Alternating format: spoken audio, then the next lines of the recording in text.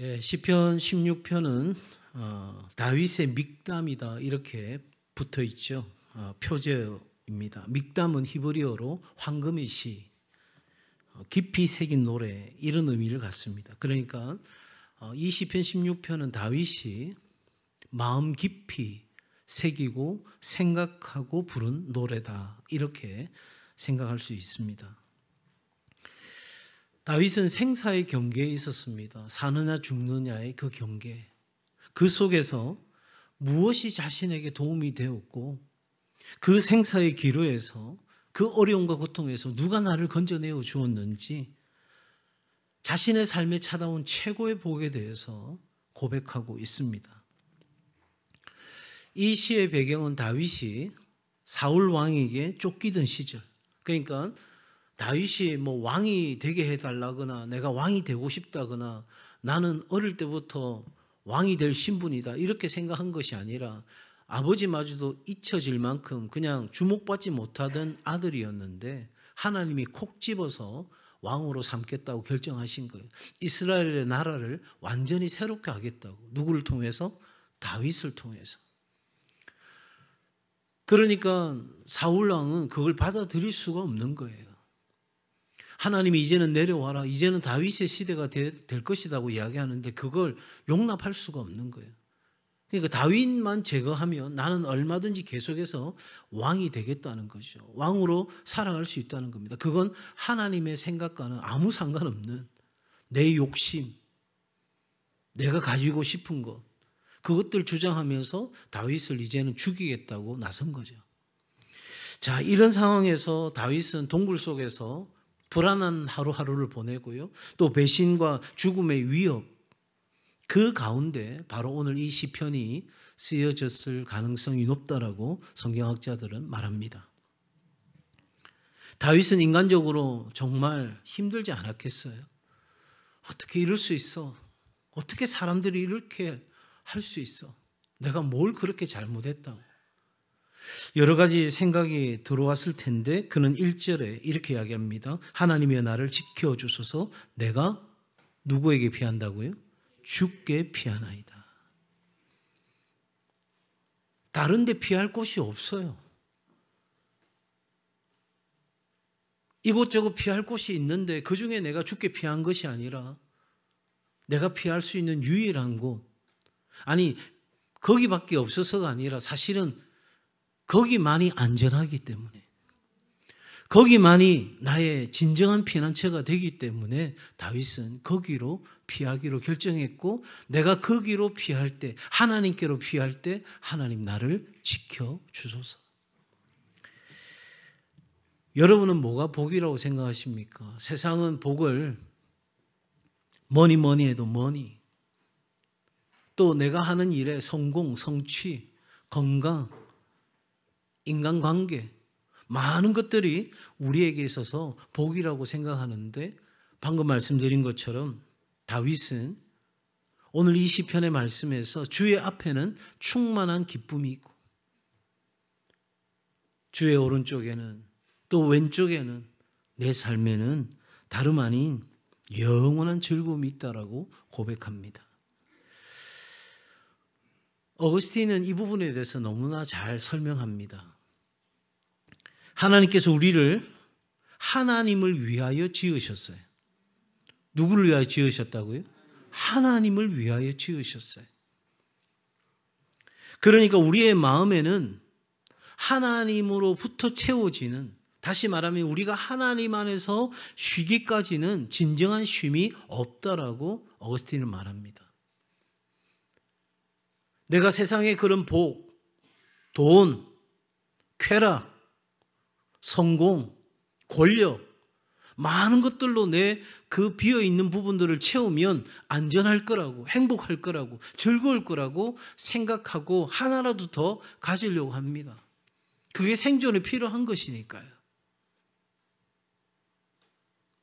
그런데 우리는 하나님을 위하여 지은 바 되었기에 그러한 것들로 채워져서 우리가 진정한 기쁨과 만족을 누리도록 하나님이 우리를 창조하신 것이 아니라는 거죠. 오직 하나님만이 주시는 것으로 채워질 때 우리는 세상이 추구하는 돈이 좀 부족해도, 내게 세상이 그토록 가지려고 하는 권력이 내게 없어도, 심지어 내가 건강하지 못해도, 내 관계에 크고 작은 어려움이 내 삶에 찾아온다 할지라도 우리는 하나님으로 그 비어있는 부분이 채워지면 우리는 진정한 만족과 기쁨을 누리게 되는 줄 믿습니다. 그러므로 여러분, 인생의 진짜 복은 하나님을 만나는 것입니다. 하나님 안에서 사는 것입니다. 오늘 이 자리가 하나님께서 우리를 다시 초대하는 자리입니다. 매 주일마다 하나님은 이 자리로 저와 여러분을 부르시는 줄 믿습니다. 하나님을 만나고 하나님 안에서 살아가는 삶이 여러분에게도 있기를, 여러분 인생에도 찾아오는 날이 되기를 주의 이름으로 축복합니다. 그러면 하나님을 만나고 하나님과 함께 하는 것이 어떻게 인생 최고의 복이 되는지 조금 더 한번 생각해 보겠습니다. 여러분 8절 말씀 한번 보시겠어요? 내가 여호와를 항상 내 앞에 모시며 그가 나의 오른쪽에 계심으로, 같이 읽습니다. 시작. 내가 흔들리지 아니하리로다. 하나님을 만나는 것이 우리 인생의 최고의 복이 되는 이유는 하나님을 만난 사람은, 따라합시다, 흔들리지 않습니다. 흔들리지 않습니다. 흔들리지 않습니다. 흔들리지 않습니다. 세상은 불안합니다.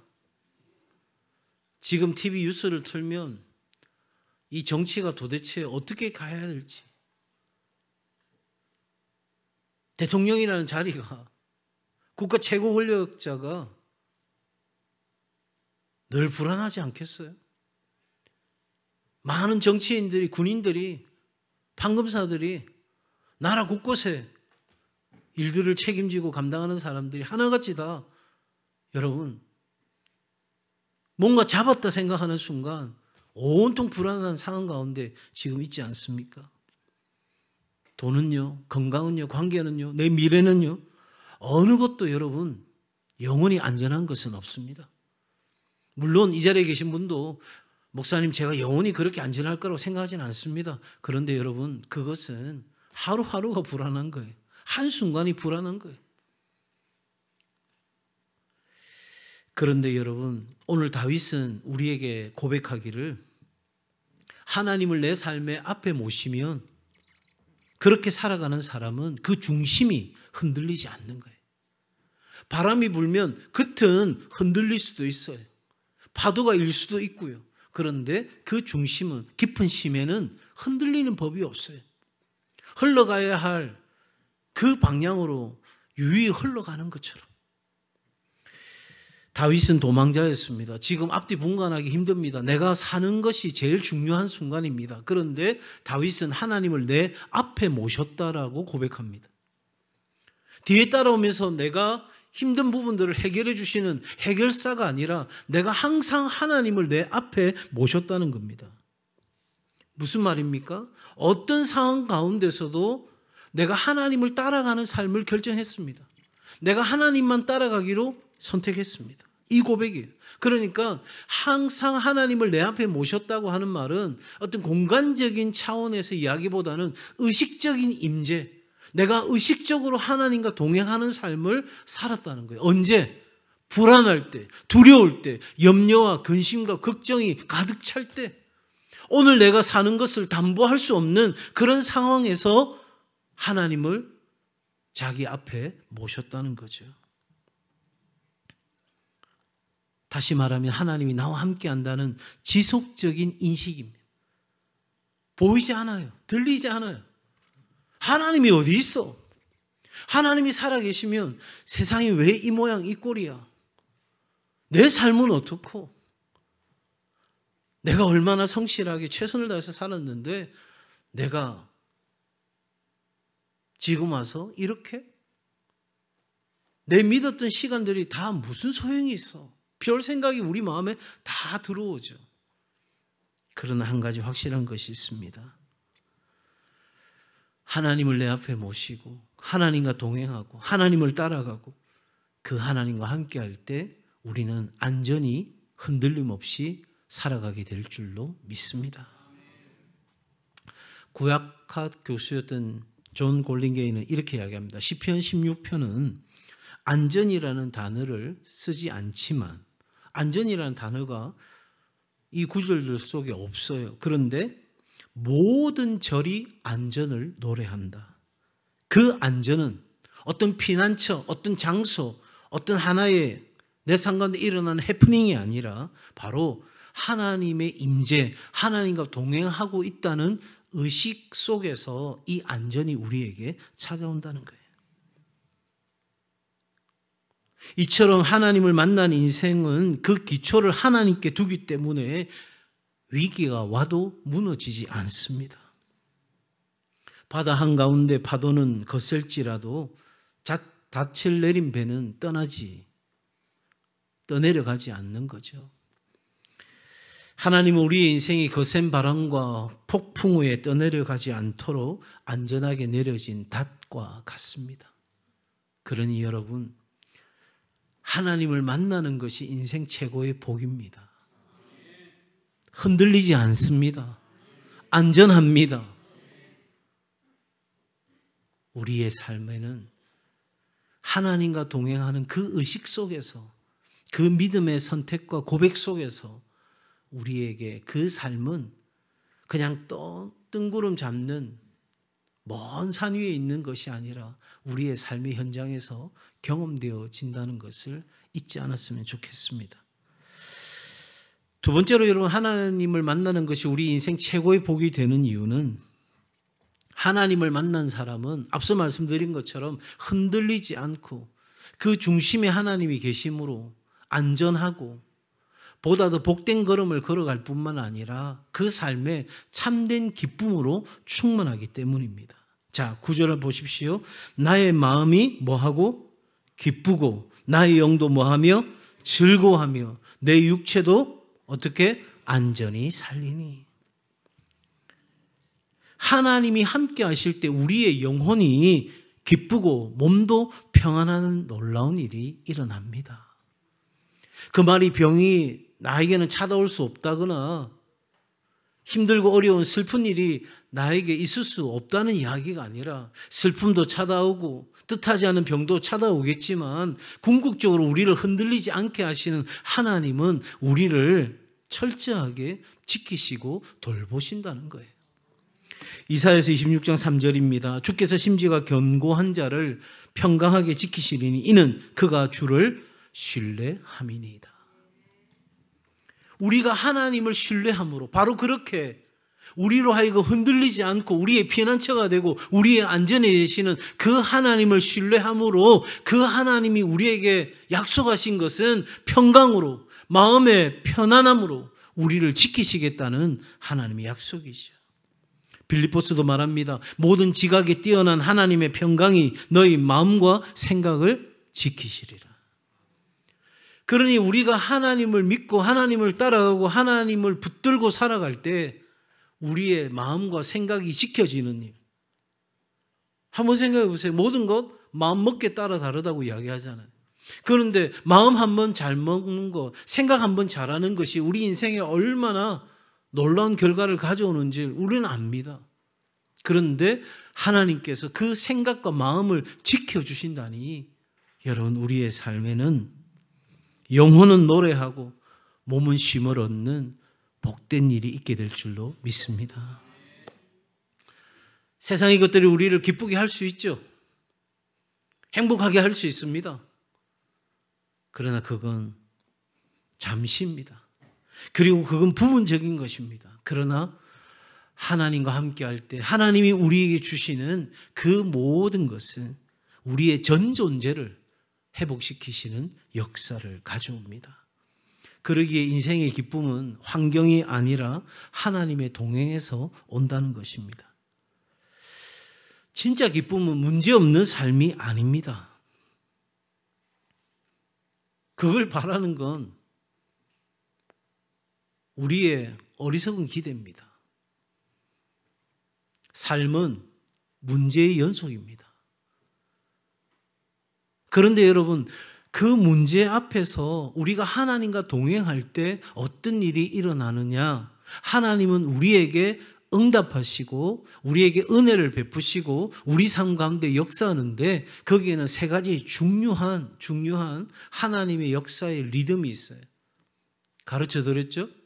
모든, 항상, 넘치게. 같이 해볼까요? 시작. 모든, 항상, 넘치게. 그러니까 하나님을 믿는 믿음으로 나아갈 때 우리에게 문제가 생기고 어려움이 찾아오고 걱정, 근심이 막 짓누르게 찾아오는데 그 순간 우리의 믿음이 작동하는데 그 믿음이 뭐냐면 하나님은 우리에게 모든 것에 응답하시고 모든 것에 역사하시고 모든 것에 은혜를 베푸신다. 하나님은 항상 응답하시고 항상 역사하시고 항상 은혜를 베푸신다. 하나님은 넘치게 응답하시고 넘치게 역사하시고 넘치게 은혜를 베푸신다. 그 믿음이 우리에게 작동하니까 그 믿음이 작동함으로써 우리는 당연히 쉬지 않고 무시로 기도하는 일이 일어나게 돼요. 그리고 그 기도하는 중에 의심이 들어도 흔들려도 내 문제가 더 큰 것 같아서 그 믿음이 소용없는 것처럼 보여지는 그 순간에도 아니지, 하나님이 나의 피난처가 되시고 나의 안전이 되시고 나를 흔들리지 않게 내 삶의 충만한 기쁨으로 영원한 기쁨으로 역사하시는 분이시지, 그 믿음으로 내가 흔들리고 비틀거리는 가운데도 순종의 발걸음을 옮기는 거예요. 그러면 모든 항상 넘치게 우리 가운데 역사하시는 하나님을 믿는 믿음으로 기도와 순종으로 나아가게 되면 우리에게는 기쁨과 감사와 사랑으로 충만한 삶이 이루어지는 줄로 믿습니다. 여러분, 그러므로 여러분, 우리는 고난 중에도 어려운 중에도 힘든 중에도 바로 이 믿음이 우리의 삶의 평안과 기쁨과 감사를 지켜내는 것입니다. 약하시다고요? 나는 너무 힘들다고요? 기억하십시오. 여러분이 약할 때, 힘들 때, 어려울 때 하나님은 더 가까이 계십니다. 건강하게 열심히 자기 일을 알아서 하는 자식도 참 귀하고 고맙지만 아프고 힘든 자식은 부모 마음이 더 가기 마련이잖아요. 그건 그렇게 하지 않으려 해도 그렇게 갈 수밖에 없는 것처럼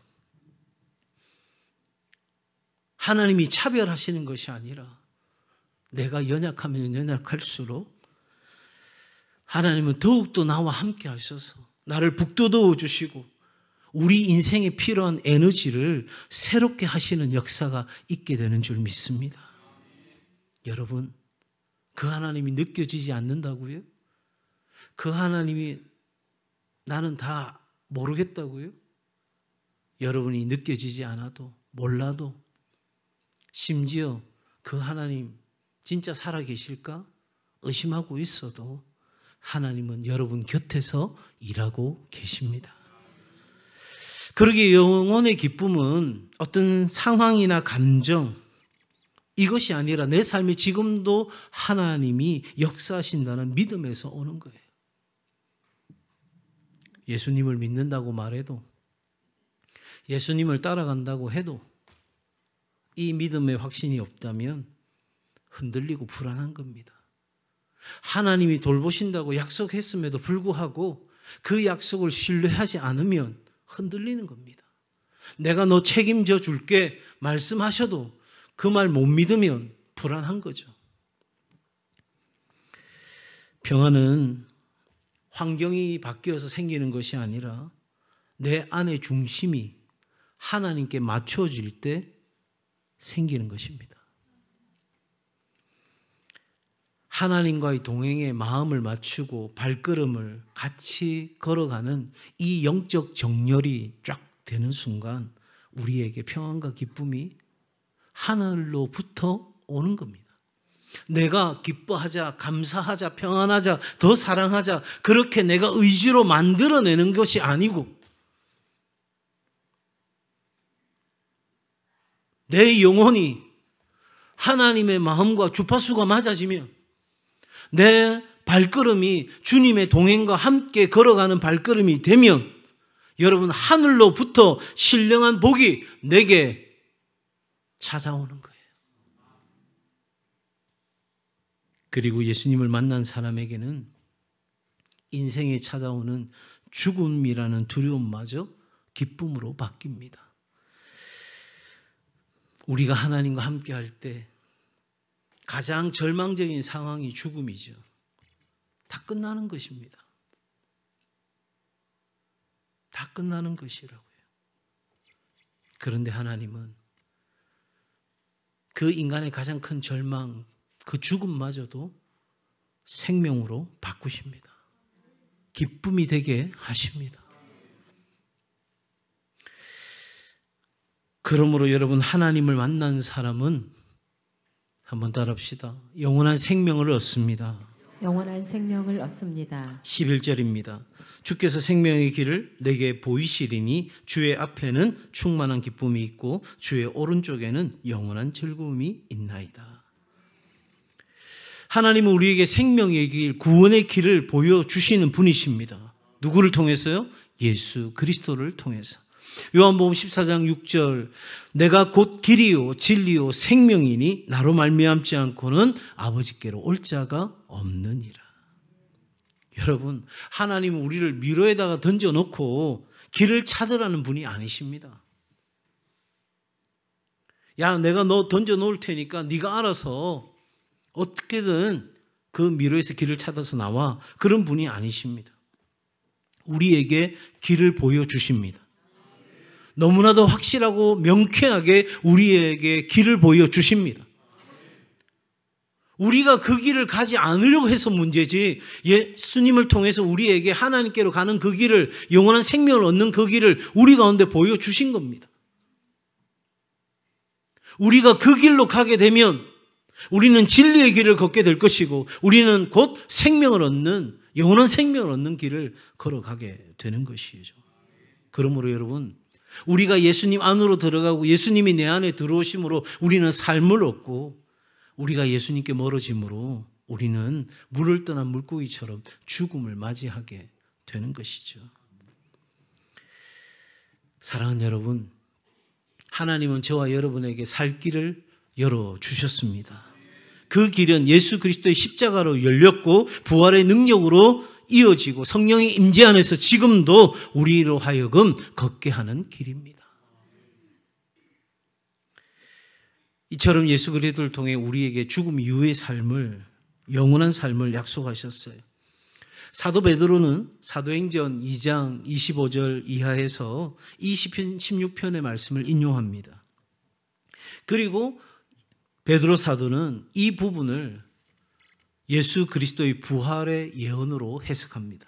다시 말하면 다윗이 지금 죽음의 위기 속에서 보호받는, 그래서 내가 하나님을 피난처로 삼고 내 마음에 흔들릴 것이 투성인데 그 상황에서 내가 흔들리지 않고 안전하게 거하고 내가 하나님이 내게 주시는 기쁨을 누리는 이 모든 것은 다름 아닌 장차 예수 그리스도의 부활로 완성될 생명의 약속을 미리 보여준 것이라고 우리는 생각할 수 있습니다.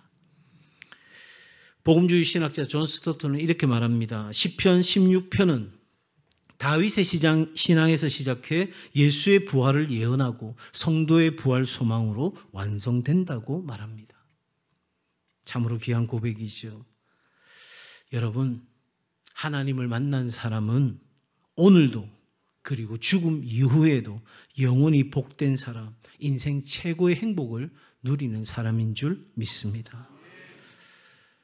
하나님은 우리를 이 땅에서 살아가는 삶과 죽음을 지나서 충만한 기쁨과 영원한 즐거움으로 우리를 이끄십니다.